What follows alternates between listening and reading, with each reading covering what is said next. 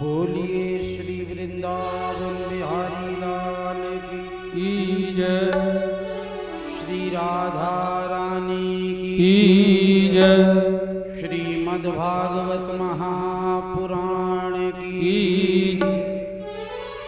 आरती अति पावन पुराण की आरती अति पावन पुराण की धर्म भक्ति विज्ञान खान की धर्म भक्ति विज्ञान खान की महापुराण भागवत निर्मल शुक मुख विगलित निगम कल्पफल परमानंद सुधा रस में फल लीला रति रस रस निधान की आरती अति पावन पुराण की धर्म भक्ति विज्ञान खान की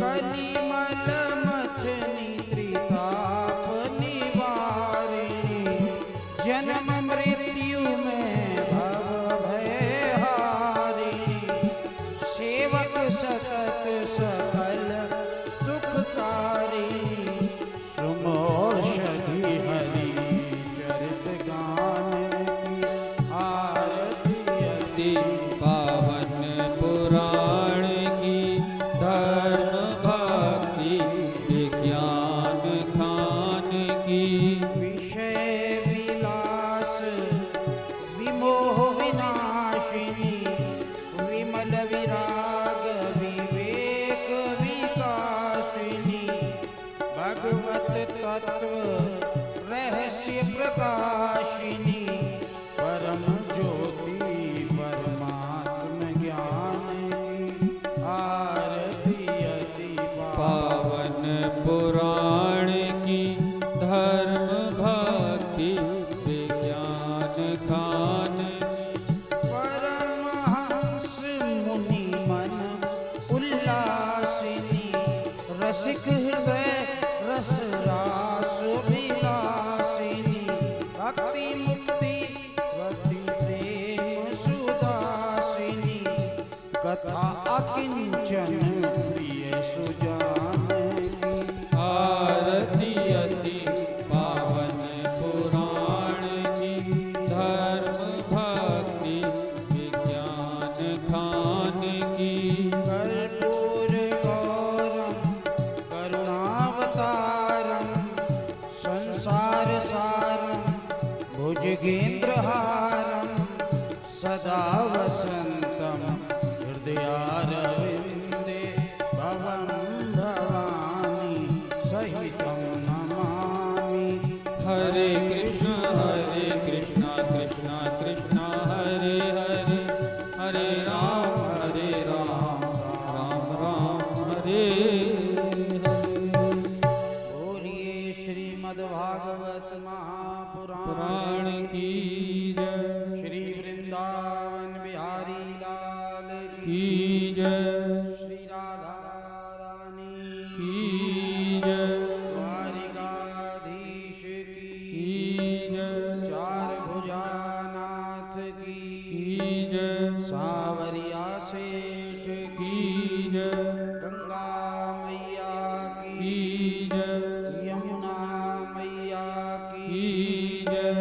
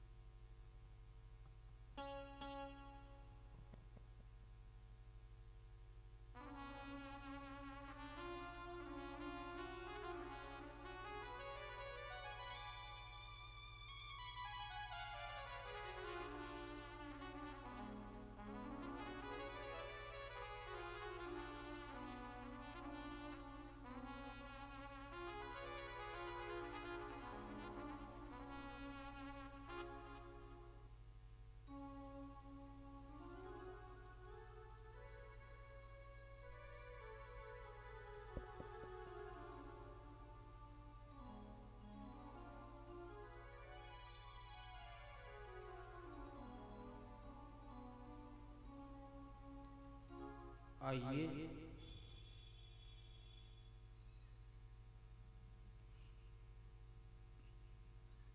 आज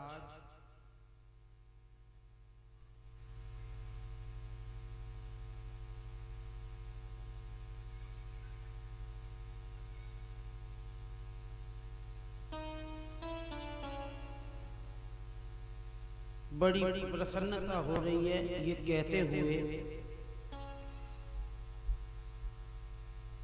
कि यह 7 दिवसीय आयोजन अपनी पूर्ण सफलता के साथ विराम की ओर जा रहा है। आज 7वां दिवस बड़ा ही शुभ दिन, देव प्रबोधिनी एकादशी,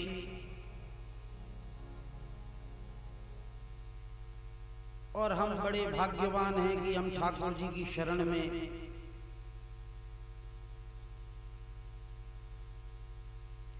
उन्हीं की वांग्मयी शब्दमयी प्रतिमूर्ति श्रीमद् भागवत महापुराण का पारायण करते हुए आज एकादशी तिथि देवउठनी 11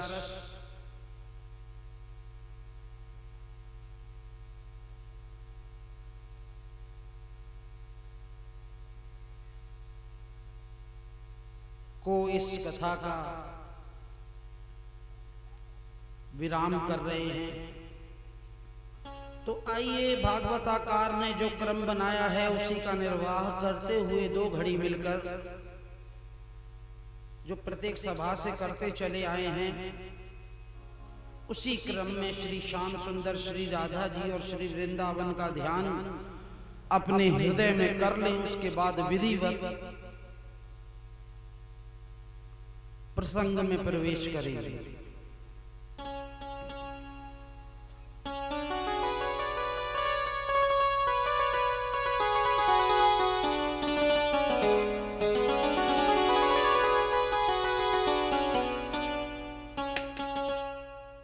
स्वस्तिक श्री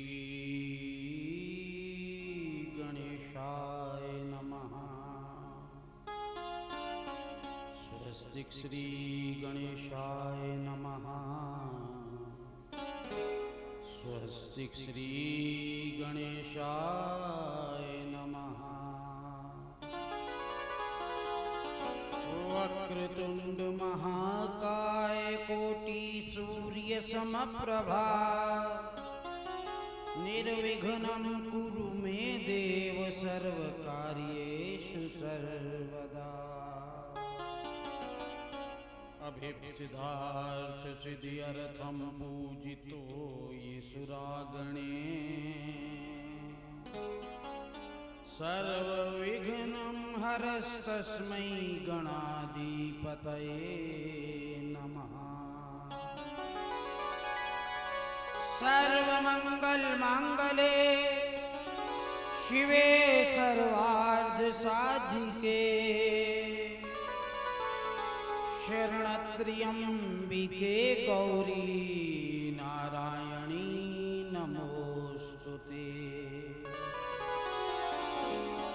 अस्ति स्वस्वर्णीकराग्रविगलत कल्पप्रसूनाप्यलुप्तवम् वस्तु प्रस्तुत वेणुनादलहरि निर्वाण निर्व्याकुलम्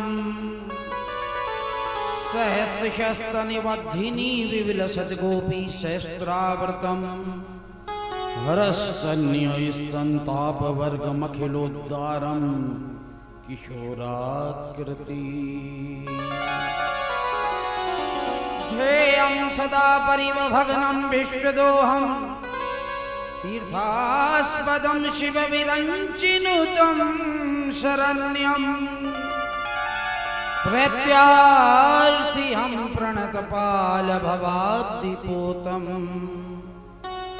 वन्दे महापुरुष ते चरणारविन्दम्।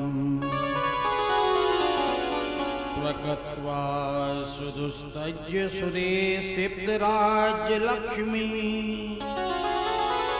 धर्मिष्ठ आर्यवचसा यद्गादरण्यम् मायामृगं दयितये सद्मन्नधावद वन्दे महापुरुष ते चरणारविन्दम्। कृष्णतुदीय पदपङ्कज पञ्जरान्ते अथैव मे विशतु मानसराजहंसः प्राण प्रयाण समय कफवात पित्ते कंठावरोधन विधौ स्मरणं कुतस्ते कि कृष्णं नारायणं वन्दे कृष्णं वन्दे प्रजाप्रियं कृष्णं द्वैपायनं वन्दे कृष्णं वन्दे प्रथासुतम् तप्त कांचन गौरांगी राधे वृंदावनेश्वरी वृषभानुसुते देवी प्रणमामि श्री हरि प्रिया। श्री राधे राधे गोविंद गोविंद राधे राधे गोविंद गोविंद राधे राधे राधे गोविंद गोविंद राधे राधे राधे गोविंद गोविंद राधे गोविंद राधे गोपाल राधे गोविंद राधे गोपाल राधे गोविंद राधे राधे गोपाल राधे गोविंद राधे राधे गोपाल राधे श्री राधे राधे गोविंद गोविंद राधे राधे राधे गोविंद गोविंद राधे जयति जय राधा रसिक मन मुकुट मन हरि प्रिय प्यारी परा भक्ति प्रदायिनी कृपा करुणा निधि प्रिय जयति गौरी नव किशोरी सकल सुख सीमा श्रिये जयति रति रस वरधिनी अति अद्भुता सदया जयति आनंद कंदिनी जगवंदनी